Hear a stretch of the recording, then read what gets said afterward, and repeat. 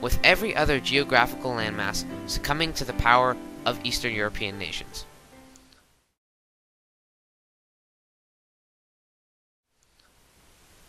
Throughout the 19th and 20th centuries, new governments paved the way for more advanced civilizations, headed by democracy. But even before democracy, the Industrial Revolution started it all, with new governments forming as a direct result of industrialization and globalization. This was followed shortly after by the rise of democracy, with major countries like America, France, and Great Britain spreading democracy throughout the world. Now, the effects of globalization were causing the world to shift away from a dominantly authoritarian government structure and moving to one that was focused on giving the power to the people. However, opposition still remained, with Hitler's fascist government and the USSR's communist government posing the biggest resistance to democracy. However, World War II eliminated fascism, and the Cold War almost entirely eliminated communism, and these key world events caused the weaker governments to falter. This positively affected globalization because new government structures adhered to a new world of thinking, and new freedoms were given to the common citizen. Globalization is all about evolving the world and enhancing technology and communication. Older governments just could not support these advancements, and the elimination of those governments was essential for the flattening of the world. While overall from 1800 to 2000, globalization accelerated at an incredibly fast pace, there were periods where the flattening of the world took a detour. These periods took place in times of warfare, most notably World War I, World War II, the Cold War, and the Interwar period. Whenever the world was in global conflict, globalization took a backseat for that period of time while the war occurred. As the world fought, nations were decimated, and the world was in constant conflict. This happened in 4 key time periods from 1800 to 2000, and while these wars were devastating while they lasted, they ultimately paved the way for future globalization and evolution. How, you might ask? Well, these wars eliminated weaker nations and weaker ideas, setting up stronger governments and economies for the future.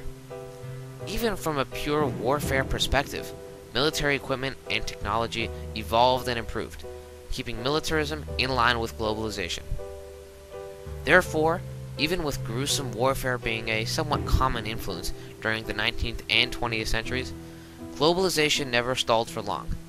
And for as horrific as these time periods were, ultimately they were necessary evils that advanced globalization and contributed to the flattening of the world.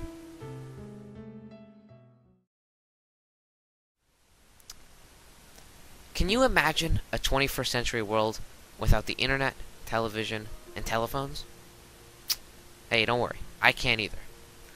And believe it or not, without a constant stream of advancing globalization over the last couple hundred years, these sorts of technological marvels would be inconceivable, let alone actually real. It had to start somewhere, and it did. Way back in the early 1800s, before workable cameras, and even video cameras, even existed. From there, human technology enhanced communication, transportation, and more at a seemingly inconceivable rate, all because of globalization. One can argue that we live in an inferior world than in 1800, full of more corrupt countries, an unstable environment, and starving nations.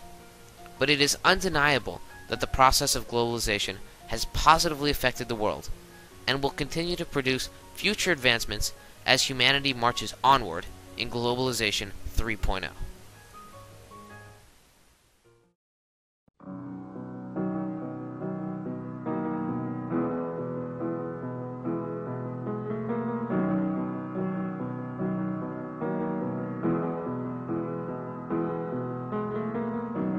Imagine there's no heaven. It's easy if you try.